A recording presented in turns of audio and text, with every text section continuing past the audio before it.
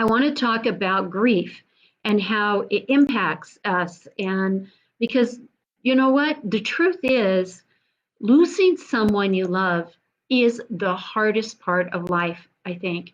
We go through a lot of hard things in our life, don't we? Okay. We have a lot of times that are struggle in our life, but the loss of a loved one, that's a loss that forever changes us. Okay. We can lose someone very unexpectedly in our life, or we can have been with them for a while through an illness.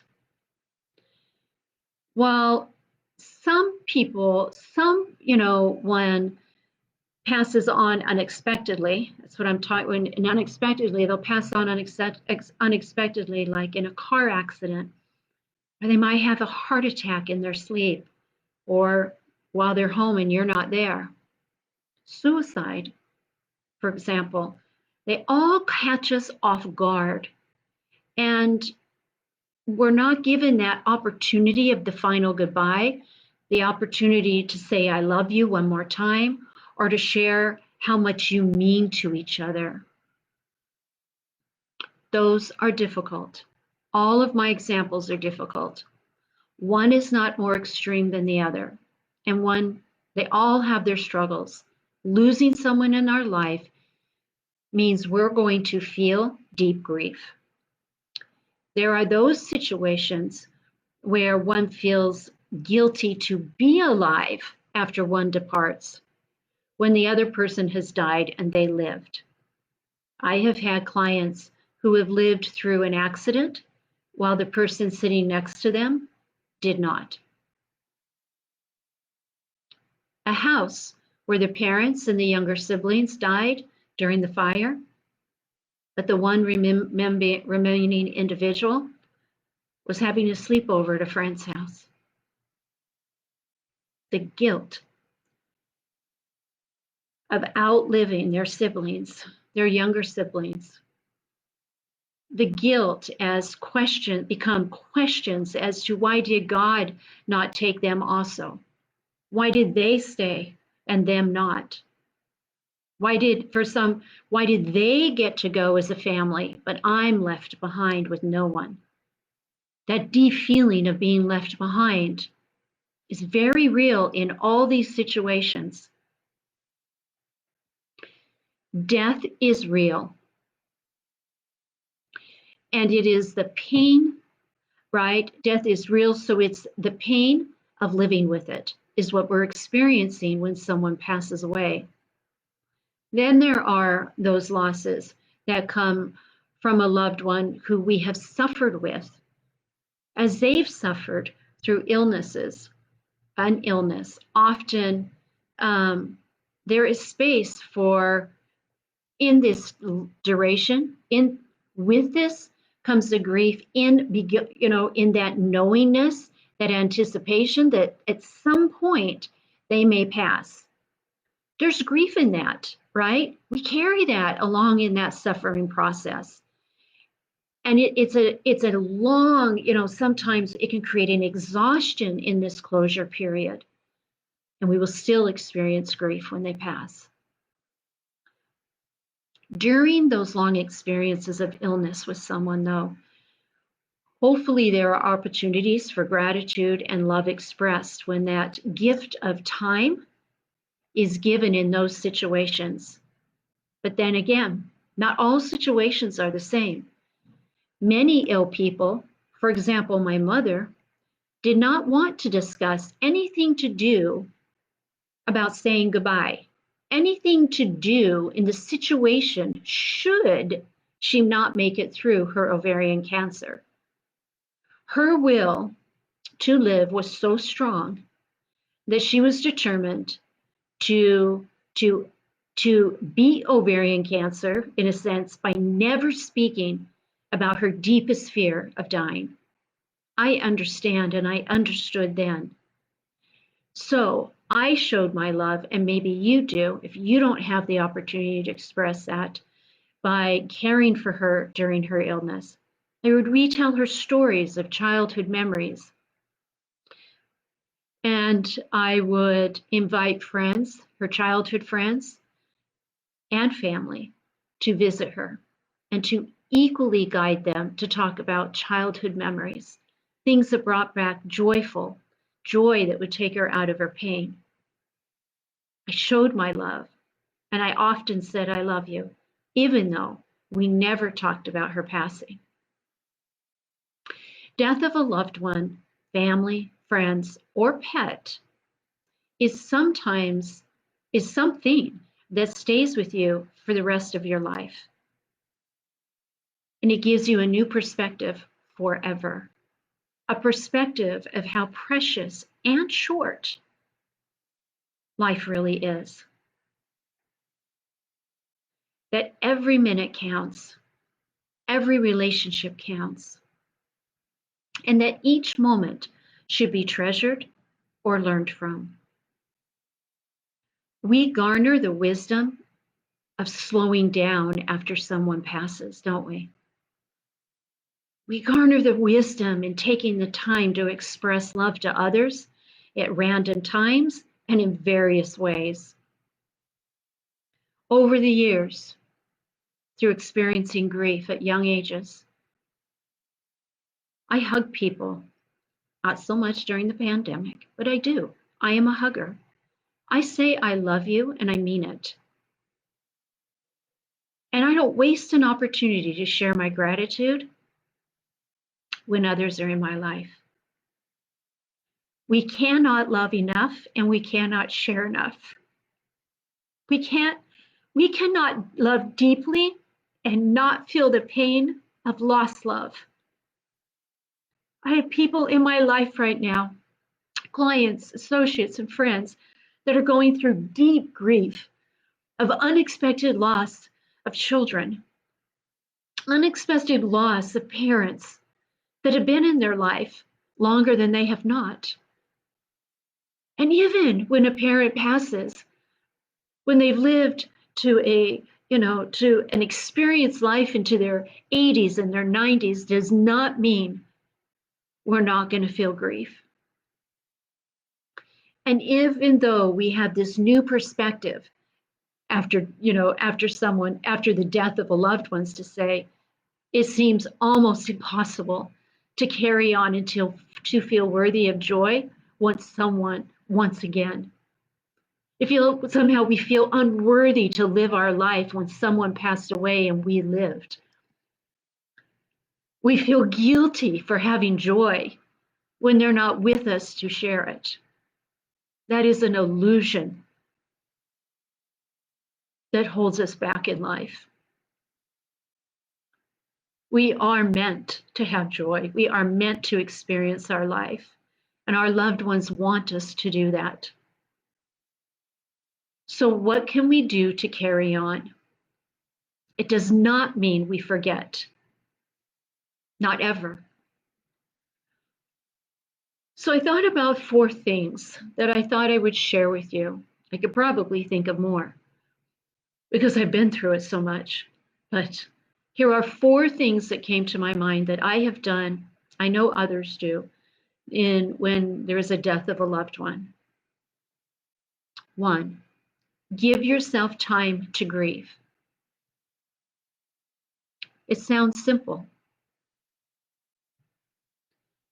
When someone you love passes, it always hurts. Don't ignore the feeling of hurt. Don't feel guilty because you hurt. You cannot cognitively heal pain. You cannot cognitively work through this on a rational sense and say it's time to get over it. It doesn't happen.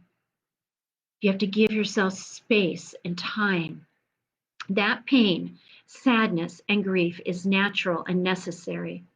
It is a testament to the love you felt for them as part of the healing process. If you didn't love deeply, you would not feel pain deeply.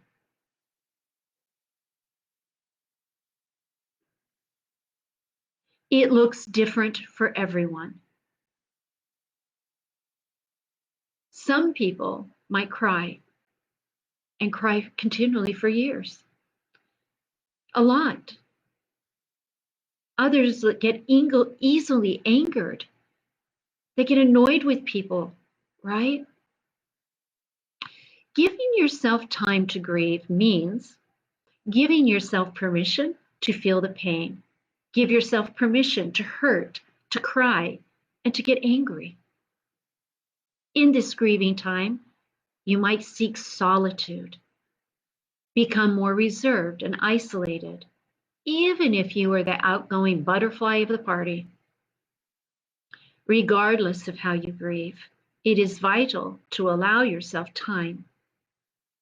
Time to cry, time to remember, time to feel, accept the pain, accept your hurting, accept the feelings you're feeling, because they are all correct. They are all okay. It may be 5 days, it may be 5 months, it may be 5 years, it may be longer since your loved one died. And you may still experience more moments of grief in intensity that take you by surprise at any given moment. While these grief bursts, I call them, may occur occasionally and time to time, frequently, you will continue to heal. You're supposed to heal. Be gentle and patient with yourself. Give yourself time. Grieving takes time. A couple things to do in this number one, okay, is look at old memory books, old photo albums. Talk to friends and family and share stories out loud. Give yourself time is the operative word with no definition of ending. You need the process, okay, of feelings, and to grieve. Next. Writing to record your feelings and doing so in different ways. So, something that I have done is create a journal dedicated to my loved one. Right? It can be a school notebook. It can be a pretty journal. A journal that's dedicated to your loved one. Simply write your feelings out. Write about the pain and the grief you feel, your deep sadness, and how your heart and chest aches in this separation. Okay? Then, the next way you can write, which is very beneficial, is to write a letter to your departed loved one. Share how you miss them and share your fondest memories with them. Write a love letter to your departed one, whether that be a lover, a parent, a sibling, a best friend in your life, a mentor that you've had, even your animal, even the pet you loved. All right. And something I like to do is I leave that page open, double-sided page open, so they can read it during my dream time, should I not be awake. Then you can write, these are some other ways to express in writing, okay? Or in to expressing is you can write poetry. Some of our best works of art come from the loss of someone we've loved. Our great works of art are poetry, right? The life stories that are written and the memories of loved ones. Write them, publish them to a magazine. Share them, share them. But write them. Just write them. In continuation of expressing your feelings, There are numerous ways expressing in writing of expressing feelings. You can paint. How long has it been since you picked up a paintbrush? How long has it been since you sat down and played the piano or a musical instrument? How long has it been since you sang in the shower or turned up uh, the music in your home? How long has it been since you've baked something? Because baking comes out of love. Or gardened, created something. Okay. Then within this, also, another way in expressing is to ask for help. And I mean that in asking for help and offering up words through prayer. Prayerful words to God, your guardian angels in the universe, whatever your highest power is and whoever that represents for you. Pour out your heart and share what you're feeling. Prayers are heard on the other side of the veil. Of everyone in the entire universe, these higher beings understand you perfectly and they can comfort you. God knows you. The universe wants to support you and comfort you. Your guardian angels will hear also and will respond to your pleas for comfort and relief. They will listen to your prayers. Prayers are music to their ears. As you pray, you speak the words of your heart. Share them, address them, acknowledge. The pain of loss doesn't really go away. It's a burden that we sort of get used to in a very odd way. All right. We find ways to do so, and it does get easier as time goes on, but it never goes away and it surfaces at any given moment. And that's because we have each other. Okay. We can do these things because we have each other. We have this universal energy, our higher beings, and we have that power to help us carry on and to once again feel joy. Now, the last tip I have is learning to cope with death is to learn how your deceased loved ones communicate with you. As I prepared for this topic tonight, I realized that I'd love to do a master class on this, like where I teach you about the other side of the veil. I teach you certain things, right? I love to teach you more about what happens when we leave our bodies and what goes on there, as it just happens to be something I know a lot about, right? But I can tell you right now in this Facebook Live that disparted loved ones will communicate with you. That does not mean they hang around you 24/7, but notice the world around you. Begin to be aware and to pay attention. Pay attention to the signs your loved ones are giving you, things that you had in common, things that you loved together, music coming into the car radio that was one of your favorites, or a reminder of a time period in your life that brought the two of you great joy. Or sounds like keys, for example. My deceased grandfather used to rattle his keys as he walked impatiently. He was a thinker, and he would go back and forth, and he'd just rattle his keys in his hands. Okay? Yeah, it was annoying to my mom, but I kind of liked it. Okay? Well, when I hear this sound of keys rattling, I know he's around me. I know he's there. Pay attention to the world around you. Messages from departed ones can come through other people.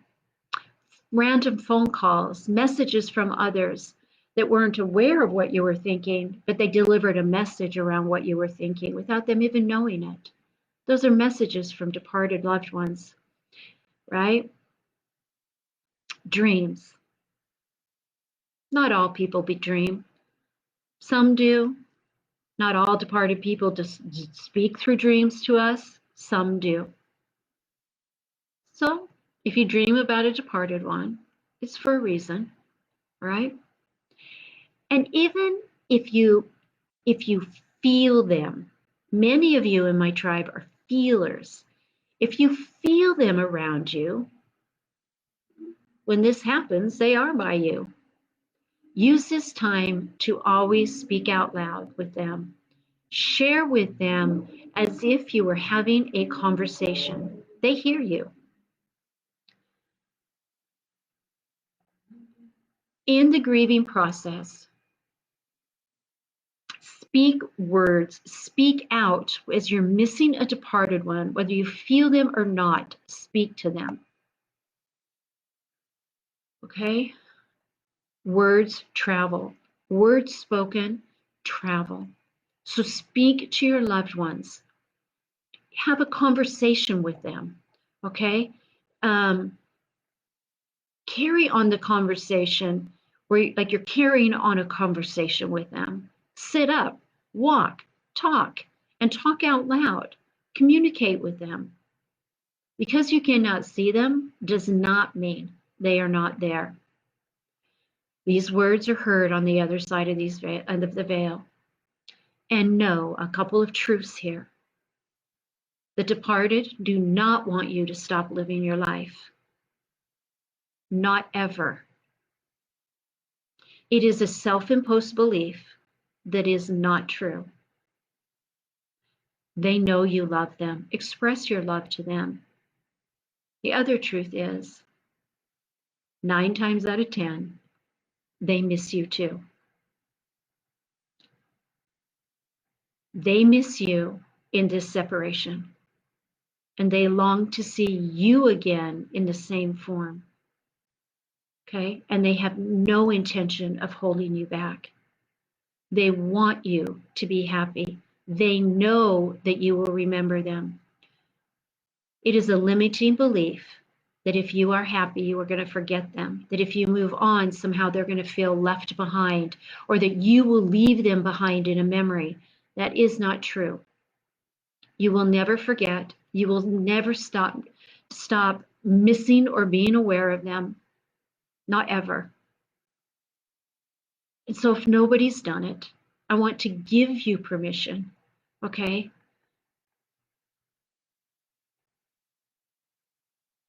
to take action in your life, to have more grief, to have more joy, to let go of the grief. This has always helped me with loss. It is important to have community. So if you are alone, okay, it helps in the grieving process if you have someone, right? So if you don't have support, you don't have a friend, you don't have family, there are local supports, there are Zoom supports, okay? There are centers, there are meetups with people that are going through loss and grieving just like you.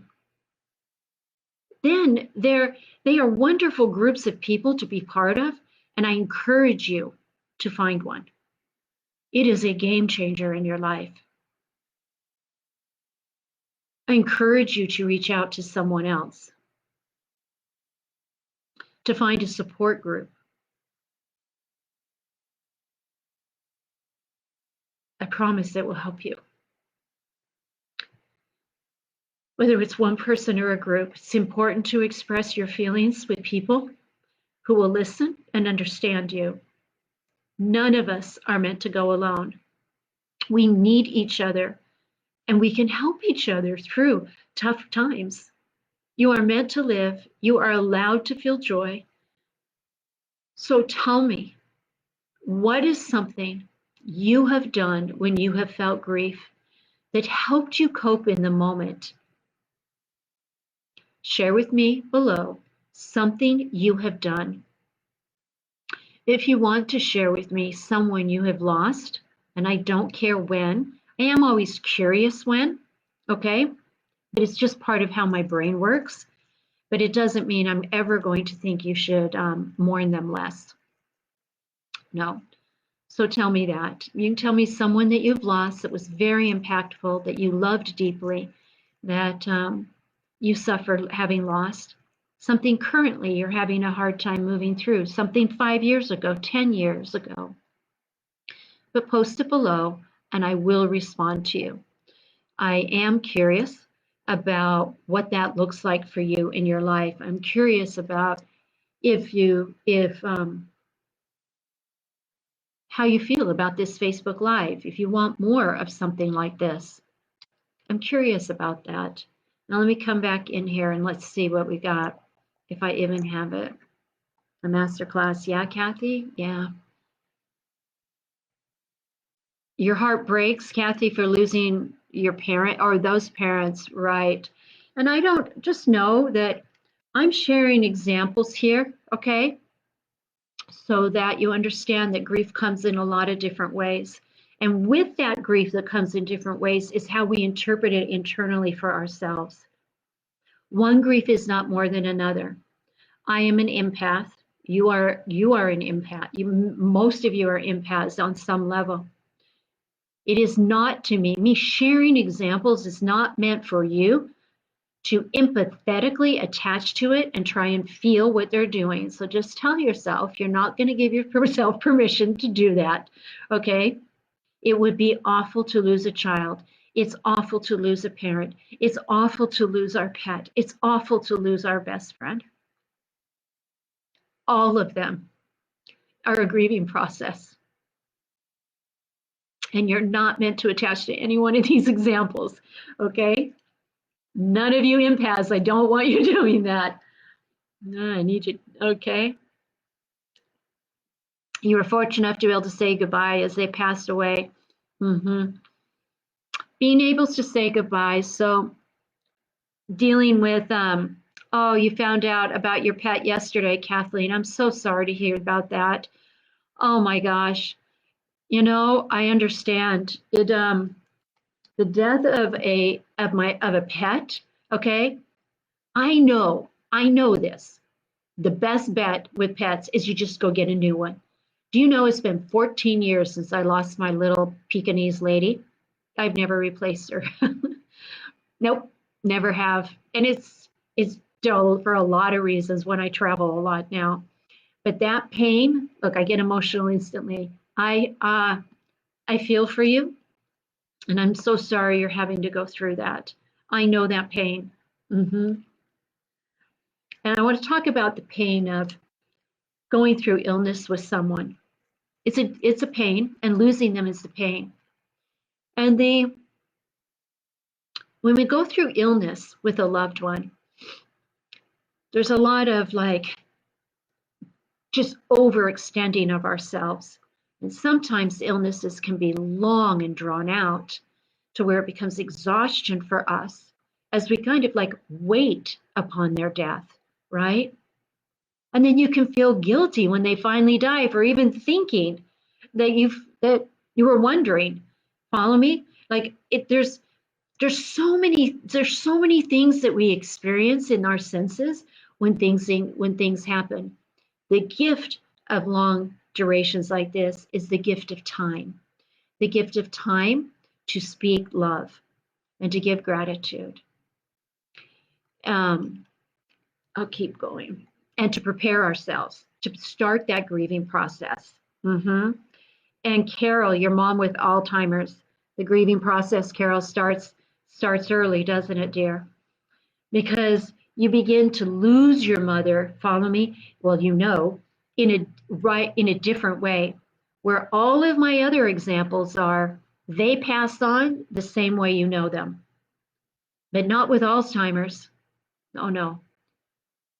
They change. They don't remember you. They have the body of who you remember, and then the pain of them not remembering you. That is really hard.